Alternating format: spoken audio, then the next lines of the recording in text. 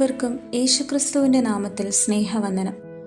നമ്മുടെ പാപങ്ങളെ വിട്ടൊഴിഞ്ഞ് ദൈവിക സ്നേഹത്തിലും ക്ഷമയിലും വളരുവാനും ദൈവിക വിശ്വാസത്തിൽ അടിയുറച്ച് വിശ്വസിച്ച് ജീവിക്കുവാനും നാം വിളിക്കപ്പെട്ടിരിക്കുന്ന ഈ വിശുദ്ധ നോമ്പുകാലത്തിൽ ഇന്നത്തെ ചിന്തയ്ക്കായി തിരഞ്ഞെടുത്തിരിക്കുന്ന വേദഭാഗം വിശുദ്ധ മത്തായി എഴുതിയ സുവിശേഷം 15-ാം അധ്യായം 21 മുതൽ 28 വരെയുള്ള വാക്യങ്ങളാണ്.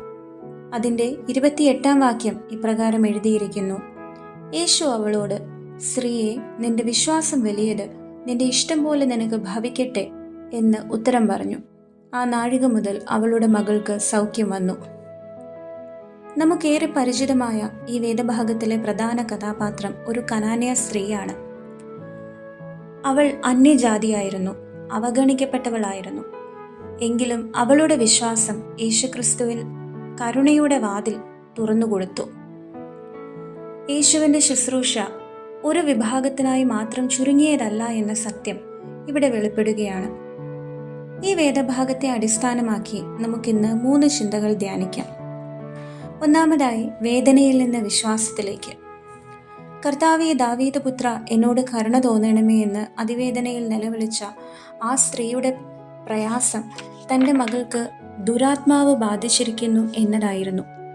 നാമും നമ്മുടെ സന്തോഷങ്ങളെക്കാൾ ഉപരി നമ്മുടെ ദുഃഖത്തിലാണ്, വേദനയിലാണ് ദൈവത്തെ അന്വേഷിക്കുന്നത്.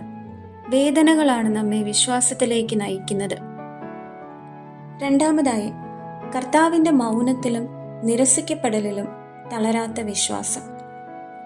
അവളുടെ നിലവിളിക്ക് കർത്താവ് മൗനം പാലിച്ചു എന്നാണ് നാം ഇവിടെ കാണുന്നത്. ശിഷ്യന്മാർ ഈ കാര്യം ശ്രദ്ധയിൽപ്പെടുത്തിയപ്പോഴും ഇസ്രായേൽ ഗൃഹത്തിലെ കാണാതെ പോയ ആടുകളുടെ അടുക്കിലേക്കല്ലാതെ എന്നെ അയച്ചിട്ടില്ല എന്ന നിരാശാജനകമായ മറുപടിയാണ് യേശുവിൽ നിന്നുണ്ടാവുന്നത്. എങ്കിലും ഈ സ്ത്രീ പിന്മാറുന്നില്ല. അവൾ വീണ്ടും അവനോട് സഹായത്തിനായി അപേക്ഷിക്കുകയാണ്. നമ്മുടെ വിശ്വാസവും ഇപ്രകാരം അചഞ്ചലമാകണം. ഈ നോമ്പുകാലം നമ്മോട് ചോദിക്കുകയാണ്: നാം ആരെയെല്ലാം നമ്മുടെ സ്നേഹത്തിൽ നിന്ന് ഒഴിവാക്കുന്നു? ആരുടെ നിലവിളിയോടാണ് നാം മൗനം പാലിക്കുന്നത്? മൂന്നാമതായി, താഴ്മയിൽ വിജയിക്കുന്ന വിശ്വാസം. കനാന്യ സ്ത്രീയുടെ ആവർത്തിച്ചുള്ള സഹായ അഭ്യർത്ഥനകൾക്ക് കർത്താവ് കൊടുക്കുന്ന മറുപടി കടുപ്പമേറിയതാണ്. എന്നാൽ അവൾ വാദിച്ചില്ല, കുറ്റപ്പെടുത്തിയില്ല. പിന്നെയോ കൃപയുടെ ഒരു അംശം മാത്രം ചോദിച്ചു. ഇതാണ് വിശ്വാസത്തിൻ്റെ ഉന്നതമായ നിലവാരം. അവളുടെ വിശ്വാസത്തിൽ തൃപ്തനായ കർത്താവ് ആ നാഴികയിൽ തന്നെ അവളുടെ മകൾക്ക് സൗഖ്യം നൽകി. ഒരു കനാന്യ സ്ത്രീ ആയിരുന്നിട്ട് കൂടി, എല്ലാവരാലും അവഗണിക്കപ്പെടുന്നവളായിട്ടുകൂടി അവൾ കാണിച്ച വിശ്വാസം ദൈവത്തിന് മുന്നിൽ ജാതിയുടെ അതിർവരമ്പുകൾ ഒന്നും നിലനിൽക്കുന്നതല്ല എന്ന ഒരു തിരിച്ചറിവിന് കൂടി കാരണമായി.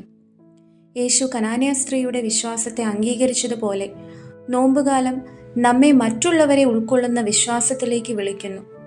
ജാതി, സ്ഥാനം, അവസ്ഥ എന്നിങ്ങനെ മനുഷ്യർ സൃഷ്ടിച്ച വേർതിരിവുകൾക്ക് അപ്പുറമായി നമ്മുടെ ആ വിശ്വാസമാണ് നമ്മെ ദൈവത്തിലേക്ക് അടുപ്പിക്കുന്നത്. പ്രിയമുള്ളവരെ, നമ്മുടെ ഹൃദയം കലങ്ങുമ്പോഴും പ്രാർത്ഥനകൾക്ക് ദൈവം ഉത്തരം നൽകാതെ ഇരിക്കുമ്പോഴും തളരരുത്, കുറ്റപ്പെടുത്തരുത്.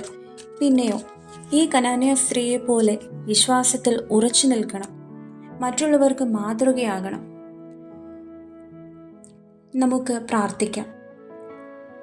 ഞങ്ങളെ വാത്സല്യമായി സ്നേഹിക്കുന്ന സ്വർഗീയ പിതാവേ, ഞങ്ങളുടെ ജീവിതത്തിൽ കുറവുകളും പ്രയാസങ്ങളും ഉണ്ടാകുമ്പോൾ അവയിലൊന്നും തളർന്നു പോകാതെ നിന്നിൽ അടിയുറച്ച് വിശ്വസിച്ച് അവയെല്ലാം തരണം ചെയ്യുവാൻ ഞങ്ങളെ സഹായിക്കണമേ. മറ്റുള്ളവരോടുള്ള മാനസികമായുള്ള അകലം കുറച്ച് അതിർവരമ്പുകളെ എല്ലാം ഭേദിച്ച് എല്ലാവരെയും ചേർത്ത് കൊള്ളുവാൻ ഞങ്ങളെ പഠിപ്പിക്കണമേ. ആമേൻ.